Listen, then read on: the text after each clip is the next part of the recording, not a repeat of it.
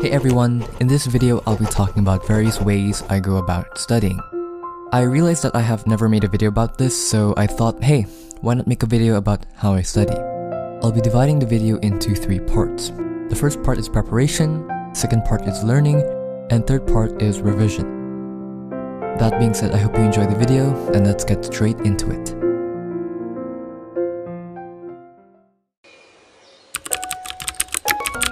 I believe that a lot of people overlook the preparation phase, as many of us tend to think that in order to study, you just have to get straight into it and study. While yes, it may work for some of you, a lot of the times dedicating time to prepare for a study session will make the transition of this flow state much easier. And totally because we're not procrastinating. For me personally, there are 3 main parts of my preparation phase: my calendar scheduling, setting up tasks, and household chores. Let's start with the first one, calendar scheduling. On the day in Google Calendar, I usually tend to set blocks of time for different things that I need to do in the day in advance. So just like any other block, I set a block for study sessions.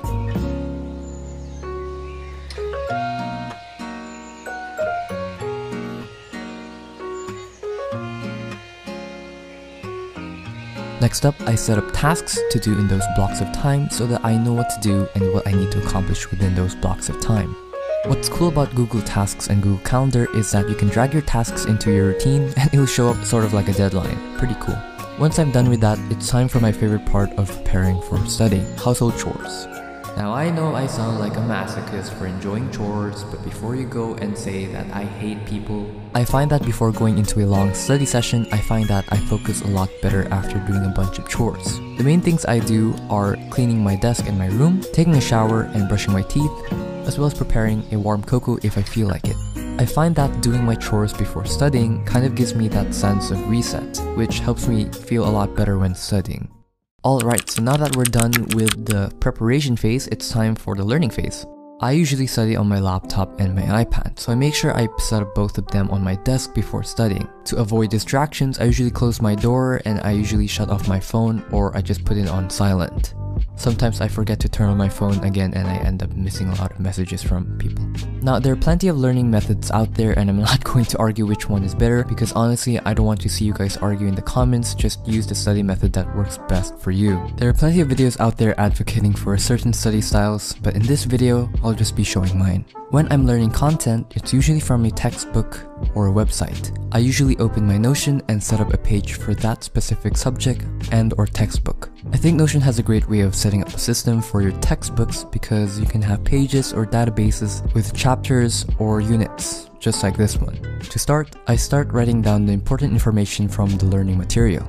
Now, I understand that a lot of people have a stigma against taking down notes. Don't worry, these are temporary notes. Basically, this helps me understand the information a lot better, because I feel like writing down information helps me relate it to other information, as well as understanding the different parts of the subject. Once I've understood the information, it's time for me to turn my notes into toggles. Why? Because active recall. Before we head into the next section of the video, I just wanted to thank soomus for sponsoring this segment of the video. If you guys don't know, soomus is a slideshow presentation application used for video presentations and conferences. Essentially, Zoom and PowerPoint combined. You can use soomus to create pretty slideshows and PowerPoints to present to an online meeting with other people, or you can record yourself doing a presentation. So if you're in the area of online education, business corporation, product marketing, enterprise, school education, personal training, and corporate world, you might want to check this application out for your presentations. soomus has a bunch of features that can make your presentations or video conferences pretty, such as having a virtual background, importing your PowerPoint presentation, making a small window for your webcam, and so much more. soomus can be integrated with a lot of video conferencing softwares out there. So if you have a client, or if your class is using Zoom or other video conferencing softwares, don't worry, soomus can integrate with those with ease. If you don't have experience with making your presentation, or if the idea of building or creating a live presentation seems daunting to you, soomus has a bunch of templates for you to choose from, and once you've chosen a template, all you have to do is replace the text, pictures, annotations, and other elements. Head down to the description of the video and download soomus today and start making beautiful presentations for your online conferences. Again, thank you so much for soomus for sponsoring this segment of the video and making this video possible. Back to the video.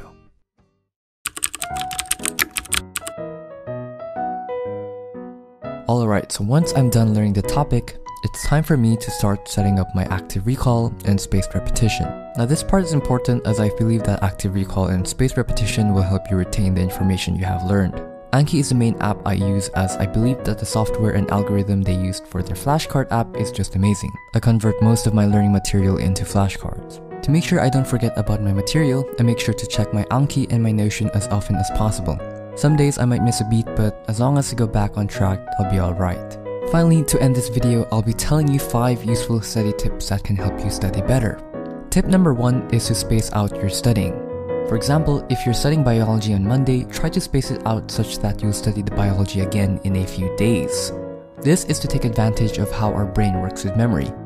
If you look at the graph of the forgetting curve, you can see that every interval increases in time. So, this is why we take advantage of spaced repetition. This is so that we can take advantage of how our brain remembers information as well as how it tries to recall the information.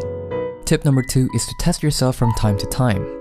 There are plenty of material to use, especially online, such as Khan Academy and New World, but there are also materials such as in your textbooks and all that. This is so that you can be comfortable in the environment of tests and exams.